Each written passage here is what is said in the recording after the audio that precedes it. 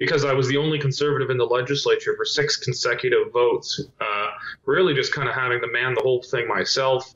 The NDP thought that without more than one MLA opposing them, and they can do anything they want, they decided to triple the size of their no protest censorship zone.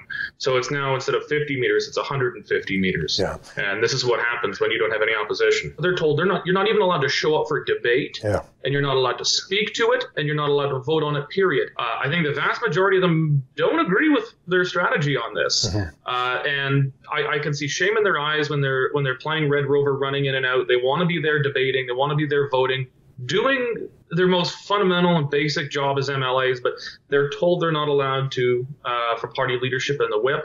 And, you know, as I can attest, it's not a very good career move to defy what the bosses say. A key condition of my support for unification and for Jason Kenney's leadership was the grassroots guarantee that the grassroots members get to drive unification. The grassroots members get to pick who their candidate for MLA is, not the leader.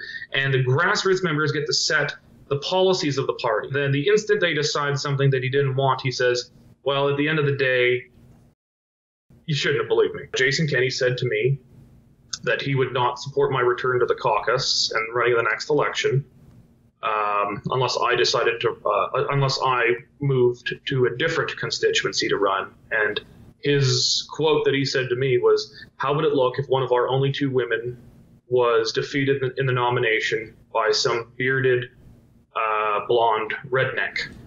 And now I don't take redneck as a pejorative term, and I don't think he meant it as such. I would be free to run in any other constituency, including other parts of my constituency that were conjoined with other neighboring constituencies with incumbent male UCP MLAs, but not against female UCP MLAs.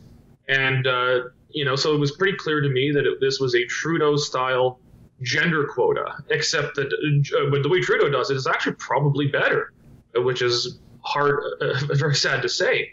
He does it at least in the open. People were very upset that they were being denied the right to pick their own candidate for MLA, and a lot of people encouraged me to either run as an independent Conservative or to begin a new Conservative party. A lot of people in Alberta are talking about independence right now. I'm not there. I still I believe in Canada and want Canada to work, but Canada is broken. I was the very first Conservative in the legislature to call for the Conservative for the unification of the Conservative family in Alberta. I'm not as sure that was the right decision anymore. I really believed it was necessary.